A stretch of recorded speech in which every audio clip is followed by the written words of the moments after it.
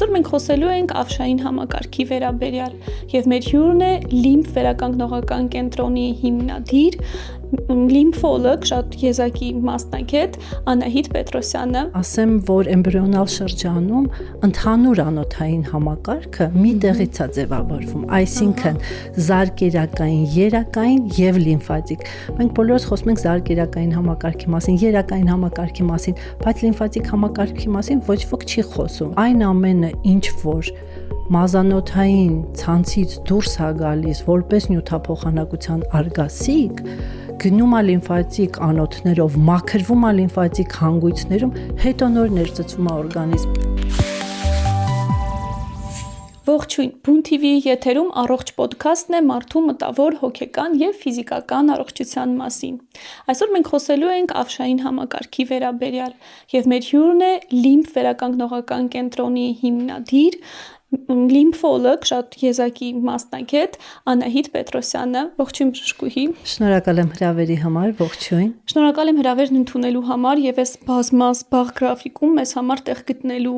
համար։ Ուզում եմ սկսենք հենց ձեզանից եւ ձեր եզակի մասնագիտությունից, որը Հայաստանում գրեթե տարածված չէ, եւ նաեւ տեղյակ եմ, որ դուք հանդիսանում եք Գերմանիայի դեսպանատան, բժիշկներից պատվավոր ու նաեւ ունեք ծառայության, ինչպես կոչվում է, ժապավենակիր խաչ։ Կպատմեք սրա մասին եւ ընդհանրապես այս ձեր անցած ճանապարհի եւ դեպի այս կարեւոր մասնագիտությունը գալու վերաբերյալ։ Ճիշտն ասած, ինչպես դարձա լիմֆոլոգ, դա մի քիչ շատ անձնական պատճառներից է գալիս, որովհետև ես 26 տարուց ավել Գերմանիայի դեսպանության վստահված բժիշկ եմ հանդիսանում եւ կապը Գերմանիայի հետ եւ իմ նախկին վերապատրաստումները անցել են Գերմանիայում։ Մայրիկս ուներ հետ քաղցկեղային կրծքագեղձի քաղցկեղից հետո լիմֆոդեմ,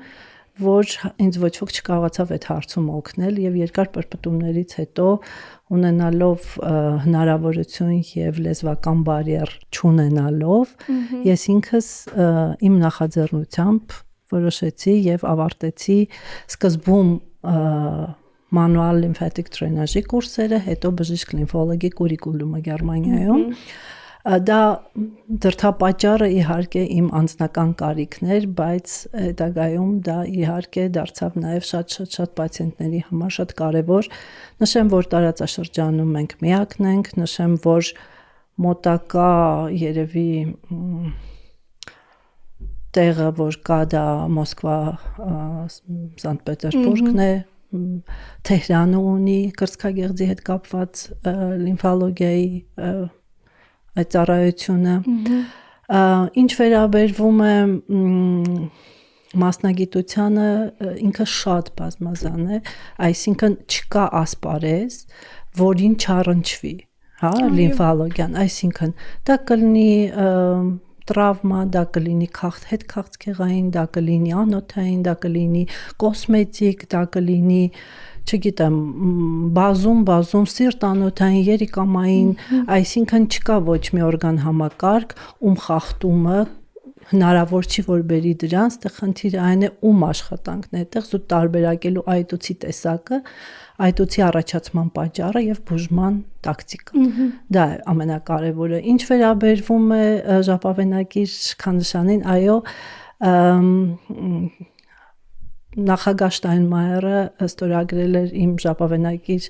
խաչի պարգևի այդ փաստաթուղթը եւ ես հպարտորեն կարող եմ ասել, որ ես միակ հայ կինն եմ եւ միակ հայ բժիշկը, որ արժանացել է այդ պարգևին եւ չեմ կարող ասել, որ երրորդ հայ աշխարհում, 4-րդ, 5-րդ եւ իհարկե ամենամեծ պարգևը դա բուժառուի գոհունակությունն է, սակայն ցանկացած մարդ ուզում է գնահատված լինի իր աշխատանքի դիմաց եւ ես կարծում եմ, որ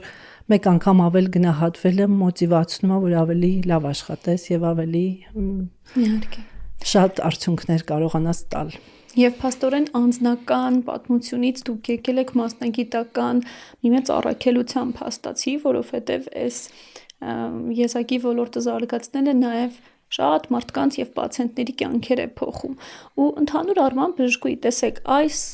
թեմայի վերաբերյալ ընդհանրապես ավշային համակարգի, դրանց գործունեության, դրանց կարեւորության մեր օրգանիզմի համար գրեթե քիչ է խոսվում, հա, կամ ընդհանրապես նույնիսկ կարող եմ ասել չի խոսվում շատ դեպքերում, եթե դրանք ինչ-որ սուր դեպքեր չեն, որոնք քննարկվում են։ Ու նաև հասարակության մեջ չկա այդ հստակ պատկերացումը, թե օրինակ որ խնդրի դեպքում որտեղ պետք է դիմեն եւ արդյոք տեսանելի է այդ խնդիրը, թե ոչ կարողանան նույնականացնել։ Այսպես ընդհանուր մեր հանրության համար կպատմեք դրա կարեւորությունը եւ ընդհանրապես ինչին պիտի մարդու ուշադիր լինի։ Շատ բարի, ամենակարևոր ասպարեզը, որ նաև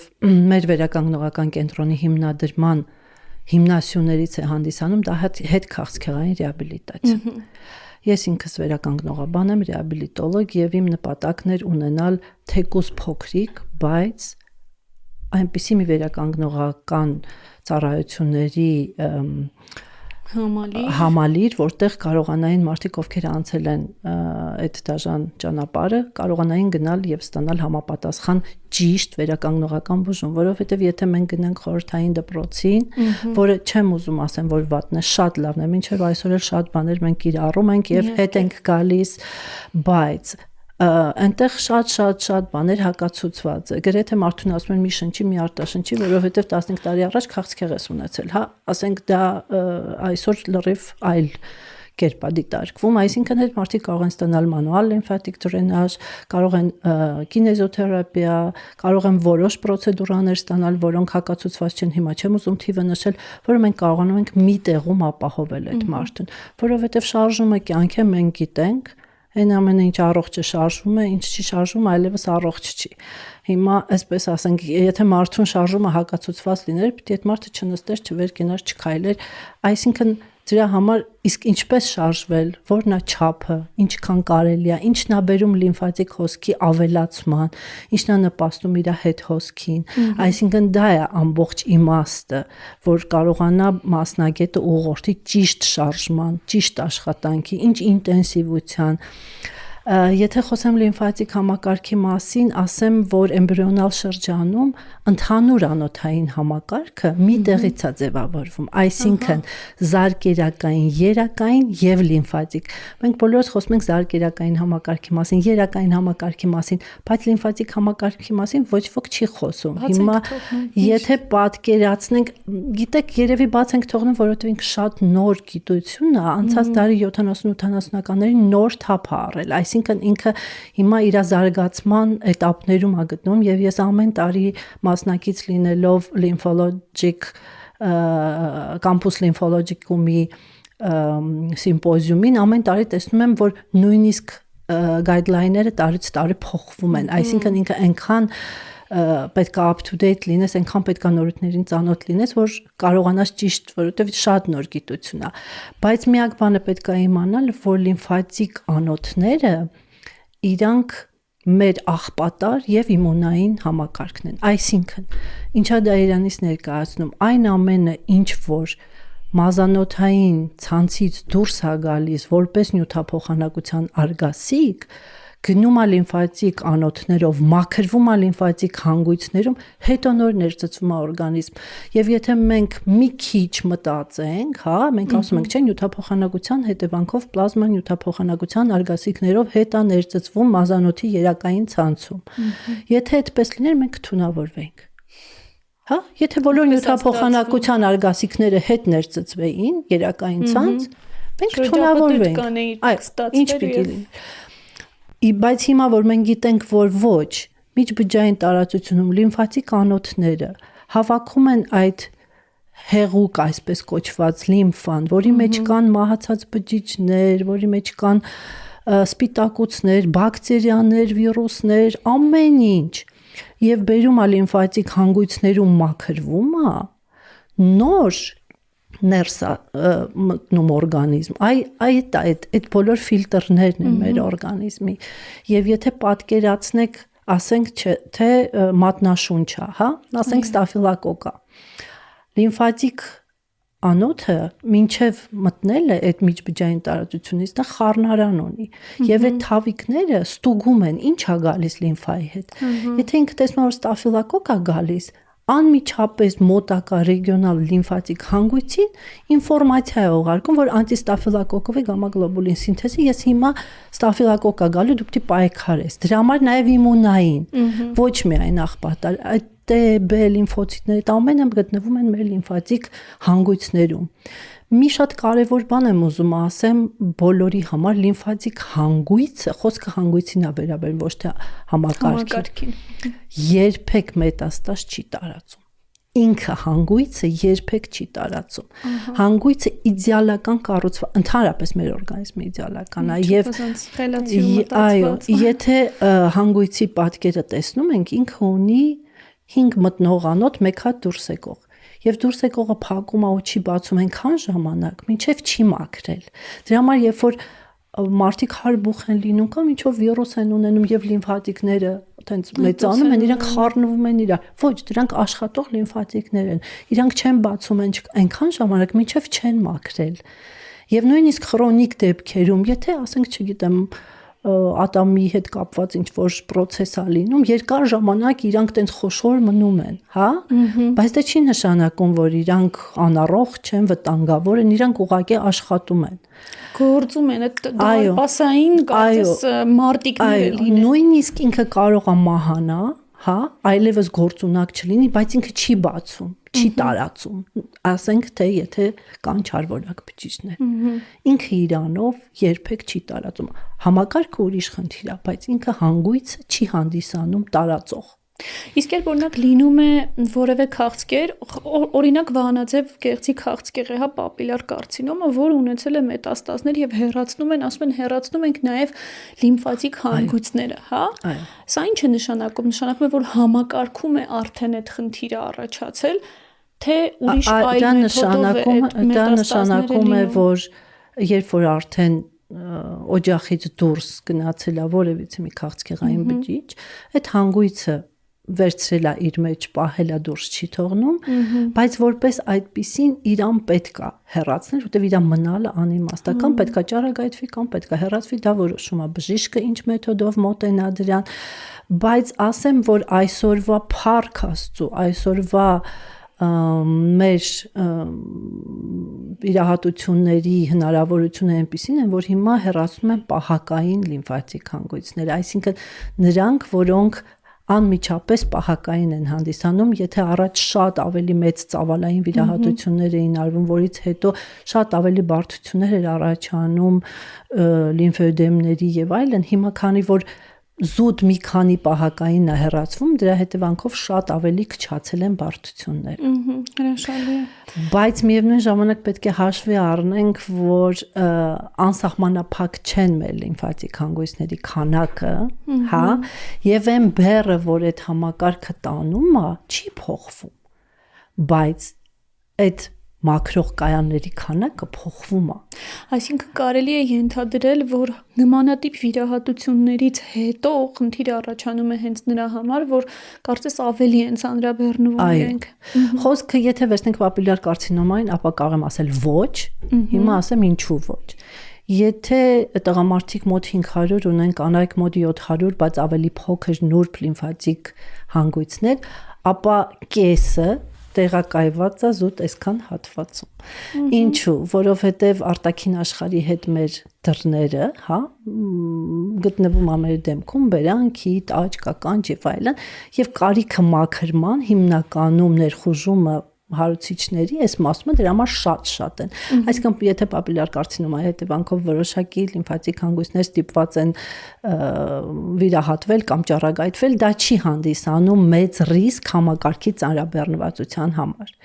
Բայց եթե դա արվում է աքսիլյար հատվածում կամ աճուկային հատվածում, հա, այդ դեպքում ասենք թե ունենք այդ հատվածում ենթադրաբար ասենք 50, որից 15-ը հեռացվում է, մնացածն էլ ճառագայթվում է, ասենք 20-ը շարքից դուրս է գալիս,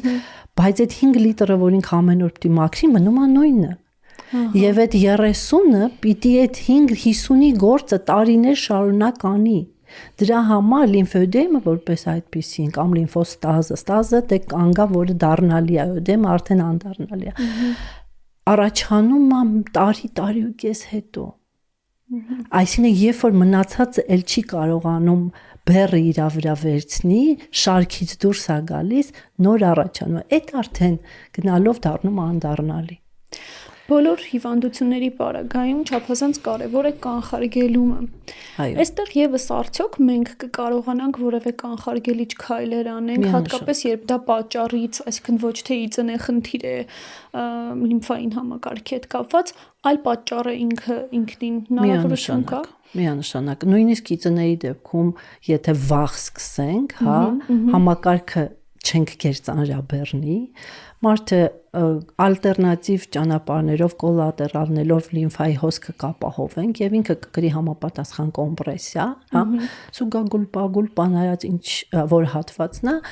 եւ չի բարթանա խնդիրը։ Իսկ երկրորդային դեպքերում, այսինքն երբ որ հետվիրահատական է, եթե մենք վաղաժամ այդ արվին այլ հուն տանք, այսինքն լիմֆայի հոսքը ուղենք դեպի առողջ հակառակ աքսիլար կամ ինգուինալ կամ, չգիտեմ, որևիցե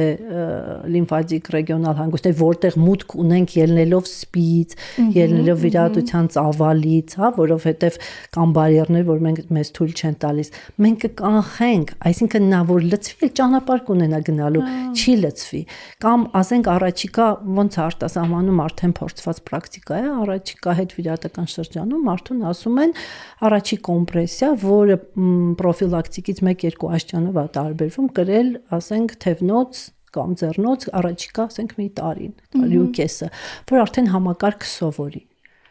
Դրա համար, եթե ինձ համար կարևոր է, որ ժամանակին բուժումը ցուցաբերվի։ Ես դա չեմ ասում, ասենք,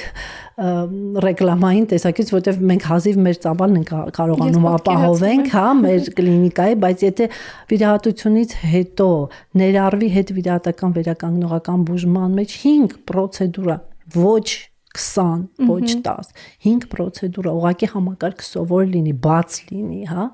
որովհետև այդ դռներ ինքնուրույն չեն բացվում, դա հատուկ տեխնիկայով է բացվում։ Այսինքն ինքը իրանով ես կյանքում մեկ անգամ եմ տեսել անջրպետ, մեր մարմինը ունի անջրպետներ, այսինքն լիմֆատիկ համակարգը բաժանված է մասերի, ինքը աջից ցախ չի գնում, վերևից ներքև չի գնում, այսինքն կան իսկապես անջրպետներ, բայց այդ անջրպետների մեջ կան դռնակներ, որը հնարավոր է բացել եւ այդ հոսքը ուղղորդել, բայց ինքը իրանով երբևէ չի բացվում։ Այսինքն եթե արդեն խնդիրն առաջացել է, այդ միջամտության կարիքը կա։ Այո։ Տեսեք, շատ կարևոր է նաև այստեղ տեղեկատվությունը, որը փոխանցվում է պացիենտին, ու նաև տեղեկատվությունը, որը երևի թե պիտի նաև գա այդ մուլտիդիսցիպլինար մոտեցումներից, հա, նաև բուժ անձնակազմի տեսանկյունից։ Հրաշալի է, կա ախտորոշում, կա վիրահատող բժիշկ, իրականացվում են վիրահատությունները, դրանք շատ հաջողված են լինում, խնդիրը կարգավորում են, բայց տեղեկատվությունը պացիենտին շատ հաճախ ընդհանրապես չի փոխանցվում, թե ինչ պետք է սպասել դրանից հետո։ Տեսեք, դուք նշեցիք դրսի փորձը, որը իհարկե հրաշալի է, կանխարգելիչ, շատ պարզ թվացող մեթոդ է, միջոց է, որը կարող է շատ խնդիրներ լուծել։ Ունենք արդյոք մենք մեզ մոտ Հայաստանում այս մշակույթը, եւ եթե ոչ, ես վախենամ, մտածում եմ, որ ոչ ամեն դեպքում, ապա ինչ պիտի մենք փոխենք, որ կարողանանք ստանալ այնպիսի իրավիճակ, որ այս հաղորդակցությունը ճիշտ լինի։ Ես չեմ կարող միանշանակ ոչ ասել, որովհետև ես ունեմ շատ լավ գոլեգաներ, որոնք շատ լավ համագործակցում են, հա։ Իհարկե հիմնական երբ որ արդեն լիմֆոդեմը կամ լիմֆոստազը դրսևորվել է, այդ ժամանակ են մեզ հիշում։ Իհարկե եթե մեզ հիշեն անմիջապես հետվիրահատական շրջան, բայց դա էլ երևի իր բարդությունները ունի։ Ես շատ կցանկանայի, որ մենք ներառվեինք այն ցանկում կամ գոնե լինեին հիվանդանոցներում մասնագետներ, որոնք անմիջապես կարողանային հետվիրահատական այդ ծառայությունը ապահովել, հա, որտեվ երբ որ բուժառուն արդեն դուրս է գրվում, գնում է տուն, նույնիսկ եթե բժիշկը խորհուրդ է տալիս կամ ինքը այդ մանրամասնությամբ միանշանակ չի կարողանում բացատրի դրա անհրաժեշտությունը, բուժառուն ասում, վայ դե լավ հազիվ եմ պրծել, գնամ տուն, չեմ ուզում, էլ ոչ մեկ թող ինձ ձեռք չտա եւ այլն, հա, իրանք շատ բարդ հոգեբանական այդ փուլը անցնելուց հետո բժիշկ տեսնել երևի չեն ուզում, հա, կամ ինչ որ միջամտություն, որ իրենց հիշեցնելու է իրենց հիվանդության մասին, հա, այստեղ ավելի ճիշտ է դա վաղ ներառվի հետվիրահատական բուժման մեջ, բայց մենք ունենք շատ լավ թիմային աշխատանք որպես այդպեսին չեմ կարող ասել որպես կուլտուրա ունենք, բայց ունենք շատ լավ գոլեգաներ, որոնց հետ շատ լավ համագործակցություն ենք արդեն տարիներ շարունակ, հա, եւ շատ կարեւոր է որ հետադարձ կապ կա, կարող ենք բժշկի հետ խոսել, քննարկել, ոչ բուժառուի միջոցով, այլ անմիջապես մասնագետի հետ, ինչը ինձ շատ կուրախացներ, ես այս անցած տարի Applied Lymphology միջազգային գրքում տպագրվել եմ եւ Հայաստանի հարցերն եմ վեր քաշել, ինչ ունենք, ինչու չունենք, ինչի այդ գարմենտները ես կուզեի, որ իրանք աջակցող միջոցների մեջ ներառվեին, հա, այդ իմ ցանկությունը կլիներ, որ կպատմեք ավելի մանրամասն ինչի մասնագնում խոսքը կոմպրեսիոն թևնոցի, ձեռնոցի, հա, ասենք եթե մարդը չգիտեմ հենակը կամ որևիցե մի օրտեզը հանդիսանում աջակցող միջոց, օժանդակող միջոց, ապա ես կարծում եմ, որ կոմպրեսիոն ձեռնոցը եւ թևնոցը նույնպես կարող է հանդիսանալ այդ մարդկանց համար, որտեղ շատերը կկրեն, եթե դա հասանելի լինի, որովհետեւ ցավոք իհարկե շուկայում կա տարբեր գնային, հա, բայց եթե մարդը շատ հաճախ ամենամինիմալ գնայինն էլ իրենք չեն կարողանում ձեռք բերել։ Բայց եթե դիտարկենք կանխարգելման տեսանկյունից, սա նաև ծախսարդյունավետ է շատ։ Միանշանակ, դա չի քննարկվում, որովհետև հետո իրանք դա կրում են ցմահ։ Իսկ ինքը պահում է 6 ամսից 6 ամիս, այսպես ասած։ Իսկ եթե կանխարգելիչ կրեն, հետո դրա անհրաժեշտությունը չի առաջանա ամենևին։ Երկու հիմնական խնդիրները լիմֆատիկ համակարգի հետ կապված, որ մարդկանց մեջ քննարկվում է եւ խոսում են, իհարկե դուք նաեւ որպես մասնագետ շատ ավելի մանրամասն կասեք, դա լիմֆոստազը եւ լիմֆոդեմաներ, ինչպես դուք էլ նաեւ նշեցիք։ Ինչ անել այս երկուսը ավելի վաղ տեսնելու համար եւ ինչով են դրանք տարբերվում ու ընդհանրապես ինչ պետք է անենք այս խնդիրների լուծման համար։ Կրթվենք։ Կարճ եւ շատ կոնկրետ։ Որովհետեւ այտուցը լինում է սպիտակուցով հարուստ, լինում է սպիտակուցով աղքատ, լինում է դառնալի, լինում է անդառնալի, այդ դիֆերենցիալ դիագնոստիկան է այտուցի, որ հնարավորություն է տալիս մասնագետին տարբերել սա լիմֆոդեմա թե լիմֆոստազը, հա։ Այսինքն լիմֆոստազը դա դառնալի է։ Այսինքն ստազ նշանակում է կանգ, լիմֆատիկ ավշային համակարգում կանգ կա։ Հիմա ինչու կա կանգ, շատ տարօրինակ մի բան ասեմ, եթե sense ձիգ ինչ որ sense կապով բան գրեք, էլի ստազ կունենաք, հա, կապ վերացնեք, ստազը կանցնի։ Տաբատի վերին հատված, գուլպաների վերին հատված, կրծքալ, եւ այլն, չգիտեմ, ստազ։ Դա կանգ է, կարա առաջանա կանգը տարբեր պատճառներից, կարա առաջանա սիրտանոթային համակարգի խնդիրներից, չգիտեմ, երիկամային, կարող է առաջանա տրավմայից հետո, բայց այդտեղ համակարգը առողջ է։ Եվ հետո հենց որ սիրտանոթային երիկամայինը ոչ, բայց խոսքը մեխանիկական ազդեցության հետևանքով է, համակարգը առողջ է, երբ որ արգելքը վերանում է, ինքը նորից կարողանում է շատ արագ տանի, հա, այդ այտուցը։ Իսկ եթե մենք արդեն լիմֆոդեսեկցիա ունենք, հա, այսինքն հանգույցները հեռացված են, գերծանրաբեռնված են, եղածները չեն կարողանում իրենց աշխատանք կատարեն, օրեկան մնում է եւ մնալով այդ փոքր քանակը մենք տեսնում ենք, երբ որ արդեն փոքր, բայց արդեն մի բաժակի չափ լիմֆան կանգ է տալիս, այդտեղ արդեն ֆիբրինոգենը մնում է հյուսվածքում սպիտակուցները, որը պահում է ջուր ու այլևս շատ դժվար է իրան դա արդեն ødema է։ Ødema ունի իր ախտորոշիչ, ասենք շտեմի դրական նշանը եւ այլն ֆիբրոզացումը եւ այլն, իր ցուցումները։ Ստազը չէ, ստազը կարող է եւ անցնի։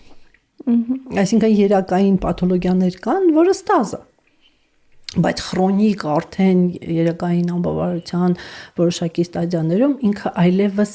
այդ անոթներն էլ են փոխվում, հա, հիվանդանում են, այսպես ասեմ, լիմֆատիկ անոթները կառուցվածքային փոփոխություններ են ենթարկում եւ էլ չեն աշխատում, էլ ջրհեղեղ է։ ինքը իր ուղիով չի գնում։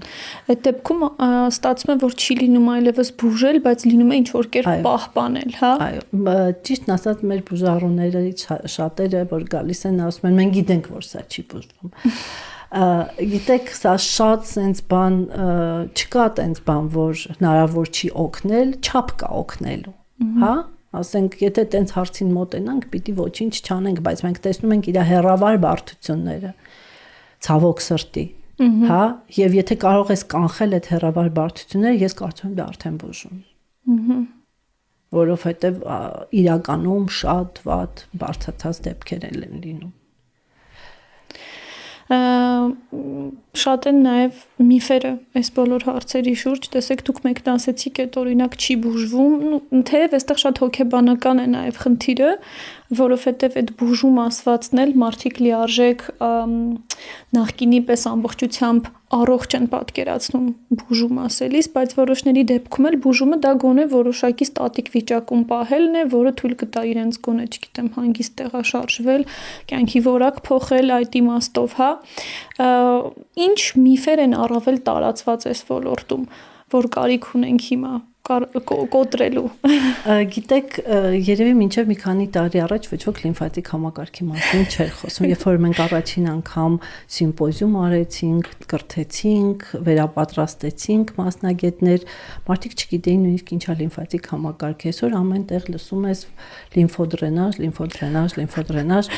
Ճիշտն ասած, ես մի քիչ տենց լուրջ չեմ մոտենում այդ ամեն ինչին, որովհետև երբ որ ինձ գալիս են ասում են լիմֆոդրենաժ ենք ստացել, եւ ես ասում եմ ձեր մասնագետը որտեղից է սկսել աշխատել, ինքը ասում է ոտքից։ Ասում եմ դուք լիմֆոդրենաժ չեք ստացել։ Ասում եմ բայց ին ոտքն է այդուցված, ասում եմ ճիշտ է, բայց լիմֆոդրենաժը սկսում է պարանոցից։ Որովհետև երբ որ լիմֆատիկ համակարգի կառուցվածքը գիտես ու գիտես, որ ինքը ունի ընդհանուր առանձին նյարդավորում, հա։ Այսինքն ինքը ինքնուրույն նյարդավորում ունի, ինքը ունի իր ճանապարհ, այսինքն եթե դու համակարգը չդրթես, դու ինչքան ուզում ես ներքևից բրդի։ Դու ինքը իր կծկող, ինքը սրտի պես կծկվում, ապտի նույնպես անես, որ ինքը ավելի շատ կծկվի, որ կարողանա այդ լիմֆան տանի, որ դեպքում կարելի է որնացուցում, որնահակացուցում, այսօր մարդիկ խնդիրներով առանց խնդիրների բոլորը գնում են ինչ-որ կոսմետիկ, իրանց համար դա նիհարելու մեթոդա շատ ներողություն, եթե լիմֆոդրենաժը նիհարացներ, ես հիմա շատ նիհար կլինեի այս ունենալով այդ հնարավորությունը, հա, ինքը մեր օրգանիզմում ամենակարևոր ֆունկցիաներից մեկն անում մաքրումը եւ իմունային համակարգի վրա է ազդում, բայց դա չի նշանակում, որ պրեսոտերապիայի մեջ պարկեցիր, քո իմունիտետը լավանալու է եւ մաքրվելու է, ոչ, առաջին պետք է հասկանալ ինչու ունի մարդը այդ խնդիրը։ Գնալ պատճառի ետևից։ Այո, ինչու ունի, ինչու չի կարողանում համակարգը այդ բեռը տանել։ Ինչու։ Ինչն է իր խնդրեմը։ Արդյոք իր խնդրեմը էնդոկրինն է, արդյոք իր խնդրեմը ճարպային է, որտեվ մազգաբնակության մեծ մասը ունի ճարպային այտուց, որը շատ շփոթվում են, դա էլ առանձին ախտորոշում է, հա։ Ինչն է խնդիրը, որովհետև սիմետրիկ լիմֆոստազ չի լինում։ Լիմֆոստազը միշտ ասիմետրիկ է։ Այդ հարցերը պետք է նայվի, հա։ Եվ եթե ասենք 4 վերջույթը պրեսոթերապիայի մեջ դրվում եւ սեղմվում է, պատկերացրեք այդ ամբողջ հոսքը գալիս է աճուկային եւ ավշային հանգույցներ, իսկ ինքը իդեալական աշխատող է, եթե մենք շատ բեռ ենք տալիս, ինքը գեր ծանրաբեռնում եւ կարող է շարքից դուրս գալ։ Եվ եղել է մարդիկ ինձ մոտ եկել են պարանոցի թևատակի կամ աճուկային մեծացած ավշահանգույցներ, որին պատճառը մենք չենք գտել, պարզվել է, որ իրանք գնացել են տենց իրար վրա ամեն օր պրեսոթերապիա են ստացել, բայց այդ համակարգը եթե չի կարողանում տանի, ինքը պատճառ ունի։ Եվ եթե պատճառը հետևանքային կապը չվերացվի, հավատացեք, այսինքն առաջին չի կարելին այստեղ ֆիքսենք բոլոր նրանց համար, ովքեր թեկուզ մի թեթև խնդիր են տեսնում կամ առավել եւս առանց այդ խնդիրը տեսնելու են դիմում կոսմետոլոգիական միջոցների, առաջին հերթին գտնել պատճառը։ Առաջին հերթին գտնել պատճառը, երկրորդ հերթին հասկանալ լիմֆաներանից ինչա ներկայացնում եւ որտեղ է տեղակայված։ Ես ձեզ ասեմ, լիմֆատիկ դրենաժ, մանուալ լիմֆատիկ դրենաժ դա այն հպումն է, որը շարժում է մաշկը ենթամաշկից առանց մկանը ակտիվացնելու։ Այսինքն, իր նրբության չափը եւ իր ամբողջ տեխնիկայի իմաստը կայանում է նրանում, այնպես շարժել մաշկը ենթամաշկի հանդեպ, որպիսի մկանի արյան շրջանառությունը չլավանա։ Որովհետև եթե մկանի արյան շրջանառությունը լավացավ, լիմֆատիկ բեռը ավելանալու է։ Իսկ ինձ պետք է բեռը դատարկել։ Եվ ուղղությունը, այսինքն եթե անատոմիան չգիտես, ձեռքի լիմֆատիկի, հա, կամ ոտքի լիմֆատիկի, ինքը կոնկրետ ուղղություններ ունի, հա։ Եթե դու չգիտես, ուրեմն քո արած աշխատանք ոչ միտեղ չի տանելու, հա։ Կամ եթե ուղղությունը գնաց հետ եկավ, դու դորից հետ ես բերում։ Ոչ մի դրական փոփոխություն չենք տալ, եթե ոչ ավելի չվնասենք։ Միանշանակ ես այսօր ունեմ պացիենտ, հիմա կարող եմ մի օր ինքը լսի իմ հաղորդումը, որը մենք այսօր հասել ենք շատ լավ արդյունքների, բացի այն հատվածից, որը ինքը դեռ չբուժված, շատ հզոր ազդեցության է ենթարկվել մերսումի, այդ հատվածը չի վերականգնվում։ Հա, որտեղ էլ եղել է լիմֆան, բայց իրան պետք է ամենանուրբ ձևով աշխատել, ոչ թե հզոր ազդակներով։ Այդ դրա համար էլ սովորում ենք, այսինքն այդ կրթական process-ը բավականին իրանից ինֆորմատիվ, դժվար անուններով, ուղղություններով, որպեսզի իմանաս, որը ուր է գնում, հա։ Եվ հետո գումարած դրան փորձը։ Դե փորձը, գիտեք, մի բան է, երբ մենք կարդում ենք այդ ամենի մասին, իսկ հետո գործնականում կիրառելը։ Երբ որ իմ կոլեգան, ում ես համարում եմ իմ համար շատ կարևոր մարդ, պարոն Օլիվեր Գյուլտիգը, մենք համագործակցում ենք մինչև այսօր էլ եւ ինքը Gültig International Consulting and Training-ի հիմնադիրն է։ Առաջին անգամ, երբ որ մենք խորհրդատվություն արեցինք Հայաստանում եւ բուժառուն հանվեց, ինքը ասեց ռիցիդիվը։ Դեռ ոչ հպվել էր, ոչ ձեռք էր տվել, ոչ մի բան։ Ես sense մի պահ ասեցի, լավ, որտեղից իմացավ այս մարդը, որ ես կնոջ մոտ ռիցիդիվը, հա։ Դեռ այդ կինն էլ չգիտեր, որ իր մոտ ռիցիդիվը։ Ասեց, ես ձեռք չեմ տա, խնդրում եմ ուղղորդեք, թող ինքը գնա իր մասնագետի մոտ նորից կրկնակի ստուգվի։ Ցավոք մենք էլ արդեն այսքան տարիների ընթացքում կա այտուցի տեսակ, որը լավն է, կա այտուցի տեսակ, որը վատն է։ Ու դա ինքը բուժառուն չի կարող գնահատի, հա։ Ու շատ հաճախ իր ֆանտաստիկ բժիշկն էլ չի կարող գնահատի, ինքը կարող շատ լավ իրաբույժ լինի, շատ լավ մամոլոգ լինի, բայց այտուցի տեսակներ կան, որոնք խոսում են հիվանդության կրկնման մասին։ Առաջին նշանը հենց այդ այտուցն է, շատ հաճախ, որը նորից բերում է, եղել են 5-6 տարի հետո, երբեք շատ ուշ չի այտուցվում, դա էլ է ցուցանիշ, որ մարդու վիրահատությունից անցել է, չգիտեմ, 11 տարի ու մեկ էլ հանկարծ այտուցում է, իհարկե եթե ինքը բուրդ չի չփխել այդ ձեռքով այդ մի օր առաջ, ասենց ասենք, մի կախված է նաև ծանրաբեռնվածություն։ Ու ստացվում է, որ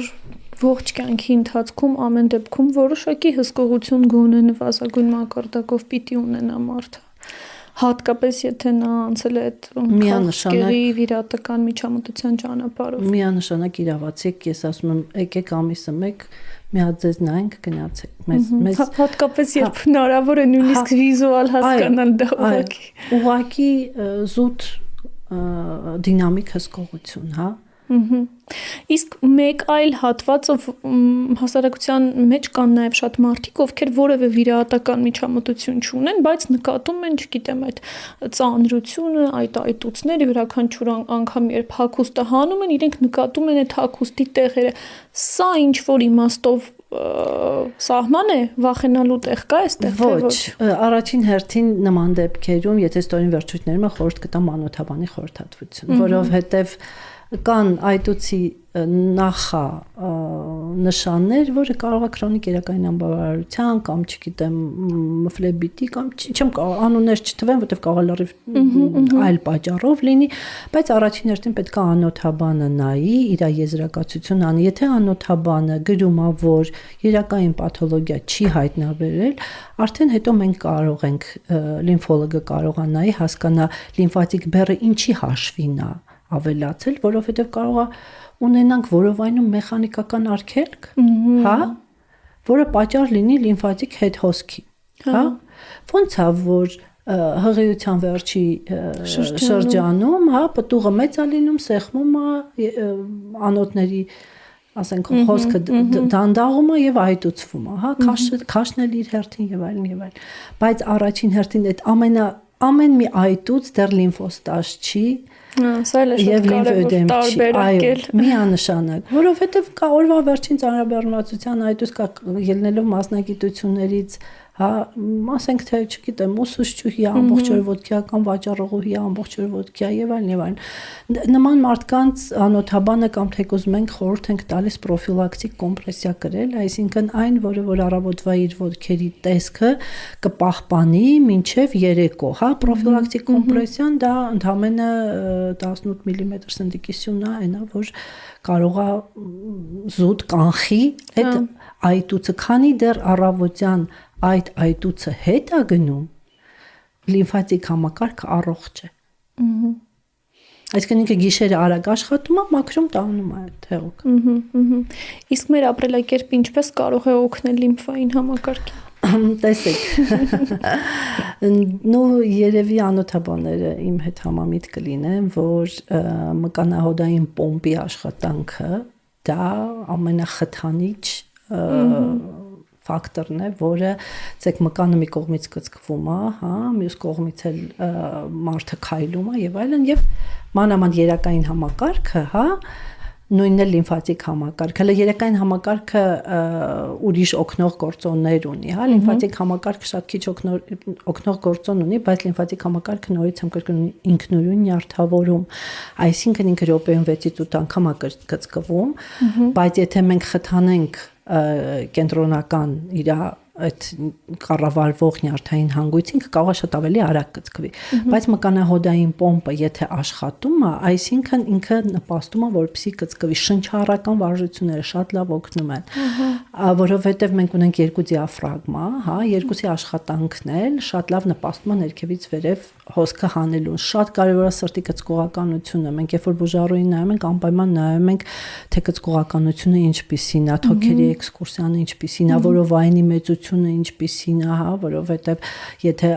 մեծ ֆարտուկ ունի, որը ընկած է, ես ասեցի լիմֆան մաշկի տակ է, յուրաքանչյուր մաշկի վրա ծանրաբեռնվածություն, քանի տեղ է ընդհատվում, ասենք եթե ամբողջ օրը այս դիրքում նստած է, պատկերացնում եք քանի հատ բարյար պիտի հաղթահարի, մինչև ներքևից լիմֆան գա հասնի վեր։ Դրա համար, բայց նորից եմ կրկնում, լիմֆայի տարբերություն երակայինի, լիմֆատիկ համակարգ ունի բաժիններ, ինքը բաժանված է մասերի, այսինքն ստորինը գալիս է աճուկային լիմֆատիկներ ու այլ կերպ է աշխատում, էլի ոչ թե երակը ոնց որ ներքևից գալիս է մինչև սիրտ, հա։ Դրանք իրար հետ ձևավորված զարգացած, բայց առանձին աշխատող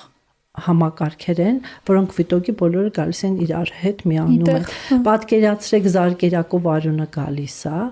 երակով մի մասը հետ է գալիս, իսկ մյուս մասը կողքից, երակի կողքից գալիս է լիմֆատիկ մաքրվում է, նորից գալիս միանում է այդ համակարգին։ Ֆանտաստիկ համակարգ իրականում իդեալական համակարգ է, իդեալական, հա, իր դերը մենք ուղղակի չենք հասկանում։ Եվ իրան չեմ ուզում, որ սխալ միջամտությամբ իրան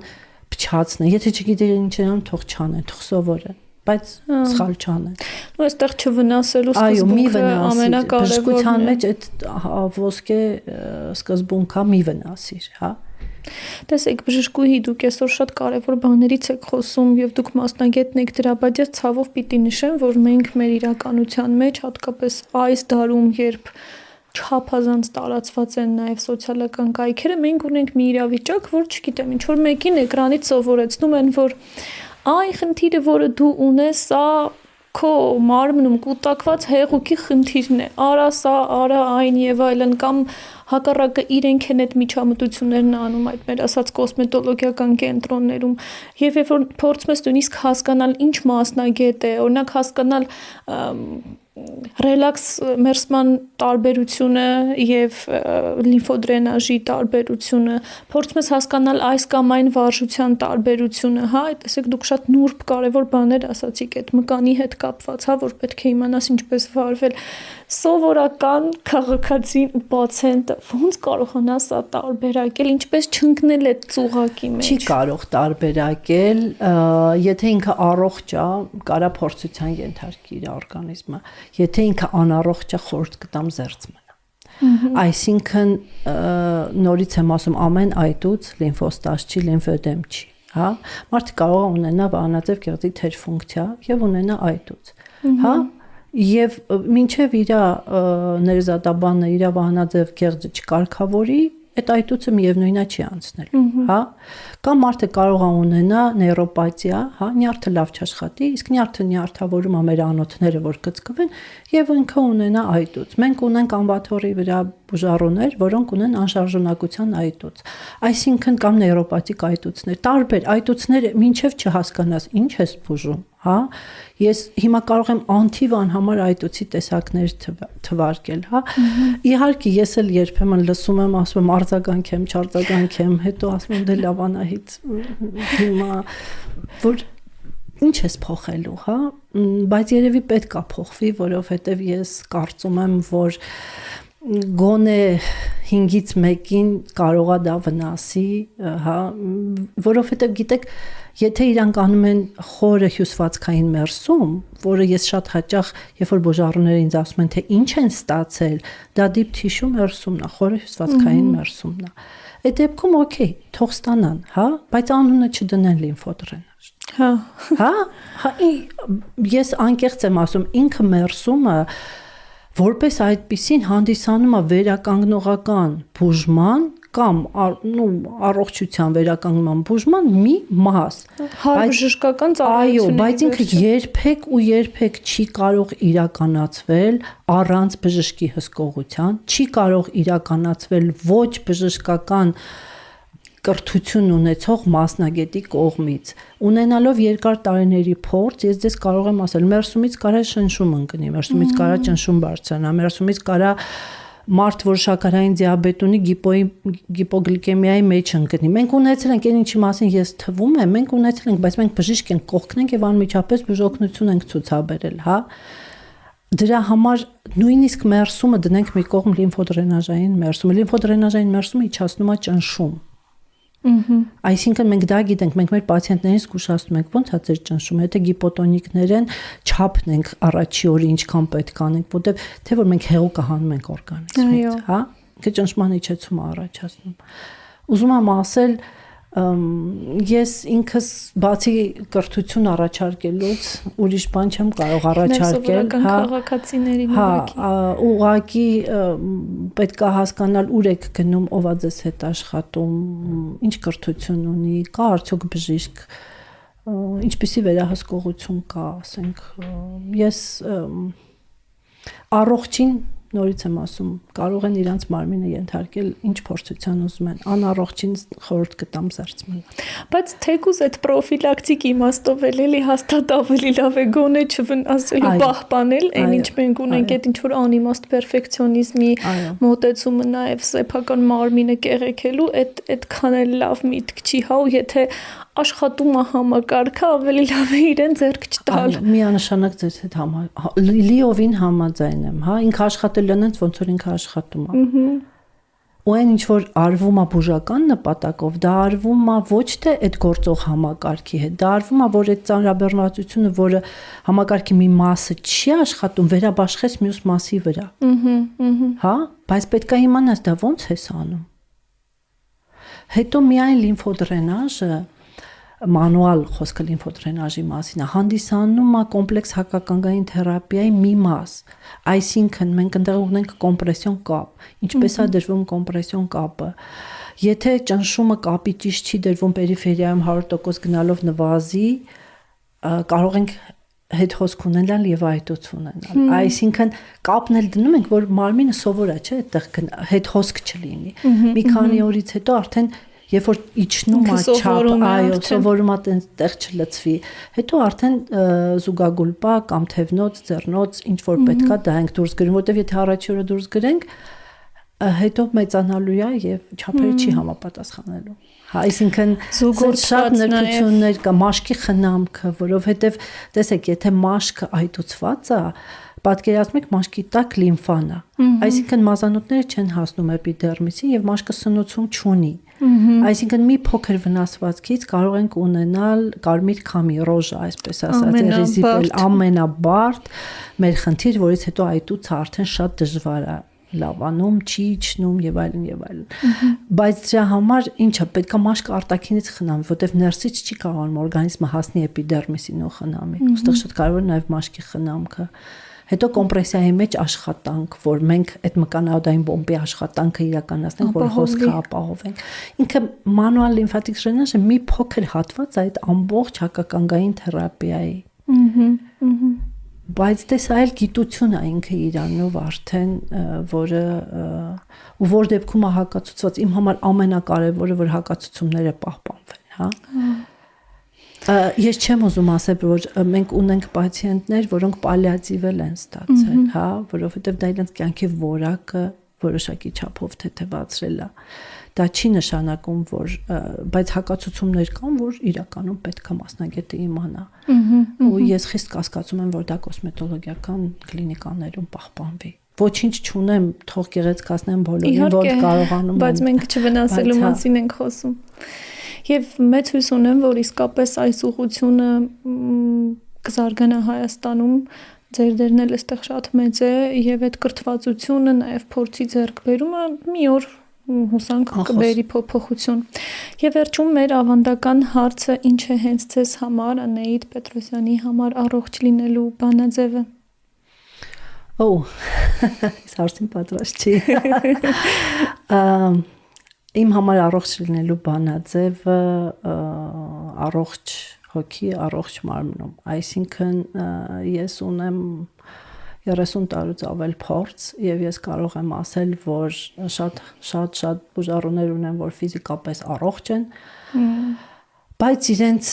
ներքնաշխարհի խնդիրները իրենց թույլ չի տալիս առողջ զգալ եւ ունեմ շատ բուժառուներ, որոնք հաղթահարել են ֆանտաստիկ ծանր հետ քաղցկեղային